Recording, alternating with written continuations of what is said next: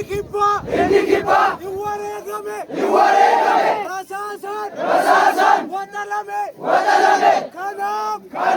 Kaba Bushani, Nita Jesa, Babushani, Kipa Jesa,